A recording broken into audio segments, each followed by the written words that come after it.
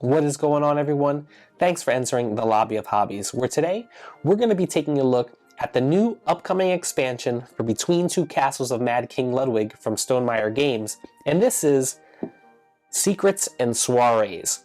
We're going to do what we always do on the channel, and that's ask the question, can you dig it? But this time, we're going to look at this expansion, figure out what it adds to the base game, and find out whether or not this is something worthy of going out and pre-ordering. So, without further ado, let's get into it.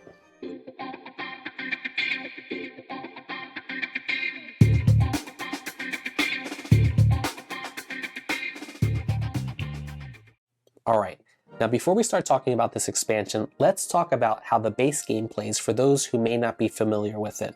Now, Between Two Castles of Mad King Ludwig is a 3 to 7 player game, where players are building two castles, one collectively with the player on their left and one collectively with the player on their right. Now, players are trying to add rooms to these castles, and their final endgame score is going to be the castle that scores the least amount of points of those two castles they are trying to build. So if this one scored me 50 points and this one scored me 45, my final endgame score is going to be 45. And I will compare that against the other players at the table, and whoever has the highest total will win. And the game is spread over the course of 2 rounds, where players will have a stack of 9 room tiles in front of them. And they will look at these 9 room tiles, selecting 2. One that they want to place into the castle on their left, and one they want to place into the castle on their right. Their opponents will be doing the same thing. Now, they'll take the remaining tiles in the first round and pass them to their left. They'll also receive some tiles from the player on their right so that they can draft from on their next turn. Players will flip over their tiles and they will discuss with their opponents on their left and right where they want to place these rooms into the castle that's going to help score them the most points. Now, some rooms are looking, of course, to be adjacent to other rooms or in certain placements in the castle to score points. Now, after the 3rd room of a specific type is placed, there's going to be some different types of bonuses that can come out. Some that will allow you to add new rooms, some that will allow you to add specialty rooms, and some that will even allow you to draw what they have, they call bonus cards, that will give you endgame scores as well.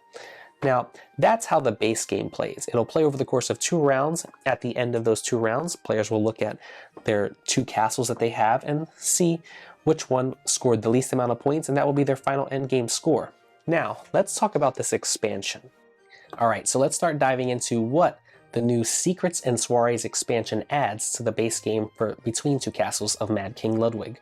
Now, if you paid attention to what I said before, the original base game was a 3 to 7 player game. It did have a 2-player variant that was in the rulebook, but this new expansion now brings the game down to 1 player and all the way up to 8 players. So there is a solo variant. And not only 1 solo mode, but 2 solo modes in the box. So you're going to get these player aid cards for each of the 2 solo variants, along with these 4 room cards to be used with one of the solo variants, and the infamous Autumn of Factory cards that you see in many of the other Stonemaier Games solo variants. You're going to get this nice tray that does fit in the base game box, and we'll talk about what's all in this tray shortly. But you will get a new scoring pad that's going to replace the original scoring pad, and you're also going to get new player aid cards, 8 in fact, to replace the 7 player aid cards from the base game. Now, the reason they didn't just add 1 new player aid card to the original 7 is because there are new rooms, so there's going to be more icons on these player aid cards, and we're going to talk about those new rooms shortly. But you're going to get some more bonus cards to add to your original bonus cards, and also a new throne room to just shuffle in and divvy out with your other throne rooms. But let's start talking about these new room tiles. So you're going to get some more regular room tiles. So you're going to get some more corridors, some more living rooms, sleeping quarters, utility rooms, outdoor rooms, all that stuff. But the new rooms are going to be 2 specific types of regular rooms and 1 new specialty room. Let's talk about the first regular room, and that is going to be the activity rooms. Now, activity rooms are going to score based on having rooms adjacent to it. So this can score up to 4 points if it's surrounded on all 4 sides. But the key thing to pay attention to is there's going to be one type of room that it does not want to be surrounded by at all. And if it is surrounded in any of the 8 positions around it, this room will only max out at 1 point instead of being able to max out at 4 points. So it's all the activity rooms, you have to pay attention to what is around it. Now, like the base game, when you place your third regular room down, it does activate a bonus. So when this activity room, once you place a third one down, it's going to activate the new type of specialty room, and that is a ballroom. And when you do that, you're going to draw 3 ballroom tiles, and you're going to select one of them and place it into your castle.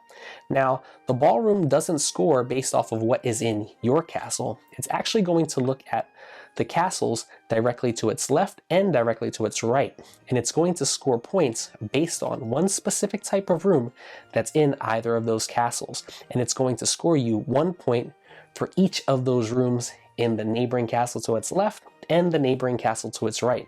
So you might have a ballroom, for example, that says, hey, we're looking for sleeping rooms, and it's going to score you 1 point for each sleeping room in its neighboring castle on its left, and 1 point for each sleeping room in its neighboring castle on the right. So this new expansion makes you pay attention to what other players are putting into their castles. So that's going to be very, very, interesting in its gameplay. And then lastly, you have the secret rooms. Now, how the secret rooms work are they are going to be able to copy other rooms in the castle.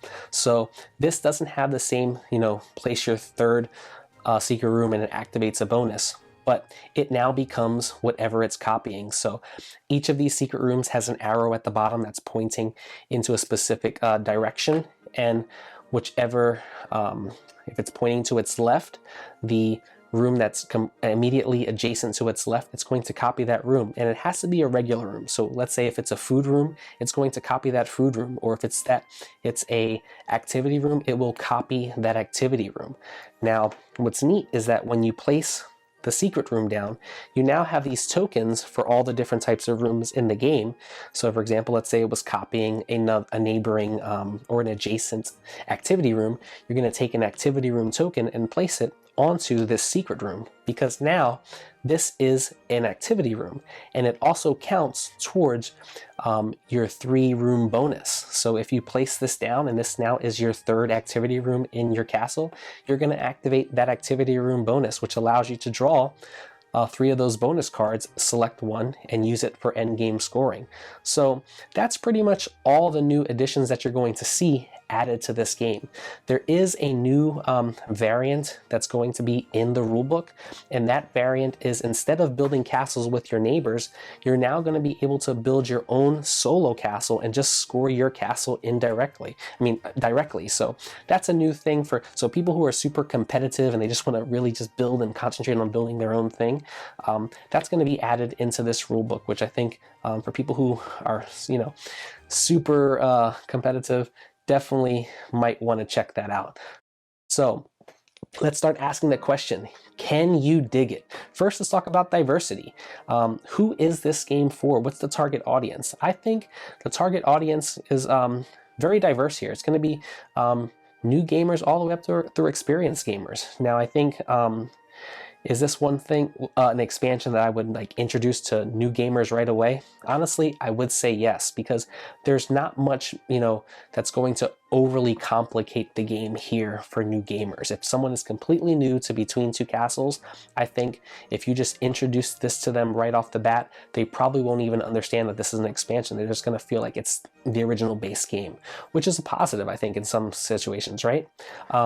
Now, for people who are experienced gamers, even casual gamers who may not like tile laying games, this may not be for you. But if you're a fan of tile laying games, this is one I think that's worthy of checking out. If you might think this is a little bit light because this isn't a super heavy game, that might be something that might deter some more experienced gamers who like a meatier type of game. That would just be determined on what your interests are. But I think this is something that can definitely be played at any game night from new all the way up to experienced gamers. Now let's start getting into how inviting is this game. This isn't, I'm going to tell you one game that's going to just wow me with theme or wow me with its artwork. It's going to wow me with its mechanics and how the mechanics work together, right? And how, you know, you're going to be scoring combos off of what is going to be placed into your castles. The theme here is just building your castles and how each room works differently, but I don't think it's going to be someone who's going to be like, oh wow, I feel like I'm really building a castle here, and you know, I've always wanted to like live in a castle, now I feel like I'm doing that. This is definitely not going to give you that feel, right?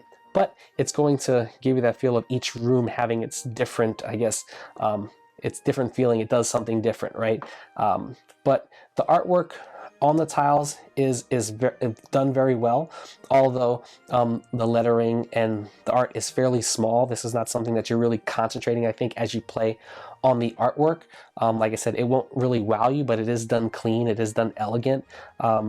Again, it's not going to be something that just from, if I walk by the table, I'm going to say, oh wow, what's that, you know, beautifully done artwork game? I'm going to be asking the question, what are you building there? What are these tiles that you're laying down? That's going to be the first question. So it's really, for me, what stands out is the mechanics of what's going on in the gameplay. Now, lastly, is the game good? So for me, I personally enjoyed this game. I enjoy tile laying games. I enjoyed the original Castles of Mad King Ludwig. While that game plays differently than this, it is a tile laying game where you're building your own castle. This one, you're building castles with your neighbors, and I think that adds a pretty neat element that you have to work cooperatively with your opponent, and you're trying to, you know, maximize what you're doing. This expansion also, you know, I think adds that element of, hey, what is my opponent building with my other opponent? Because hey, I might want to work towards getting this ballroom that might score me for what they have a lot of, what rooms they have a lot of in that specific castle. So this is one I think that adds a neat little element now of paying attention to what other players are building in those castles as well. So for me, the one bonus that I enjoy, first off the bat, is that this tray fits right into the base game box. I love expansions that can fit into the base game box and minimize room on my shelf to allow me to put more games on my shelf, right? But also an expansion that I think you can just play with right off the bat from the start, especially for new gamers. I always think that's a plus. An expansion that does not overcomplicate gameplay, for me personally, is something that I enjoy. Sometimes I do get turned off by some expansions that overcomplicate a game, or in essence make me have to learn a completely new game depending on when I'm playing it by its base and then playing it with an expansion, which can be a deterrent anytime I'm teaching someone who's completely new to the hobby or completely new to the game in general. So if you enjoy Between Two Castles of Mad King Ludwig, I'd say definitely check this one out. It's going to be available for pre-order very soon, if not already available for pre-order at the time you're watching this. So check out the Stonemaier Games website for more details on this expansion for Secrets and Soirees. But I want to thank you guys for stopping through the channel and checking this one out with me. And if you're not subscribed yet, why don't you go ahead and hit that subscribe button along with that bell icon. That way you can be notified anytime we drop new content. And while you're at it, if you enjoyed the content, give us a thumbs up. It always helps us out here as well. But down in the comments below, let me know, have you played Between Two Castles of Mad King Ludwig? Is it a game that you wanted to try? And is this expansion something that interests you and you want to probably check out? Let me know down below. I'd love to chat with you guys. But without further ado, nice talking to you. I'll see you guys on the next one.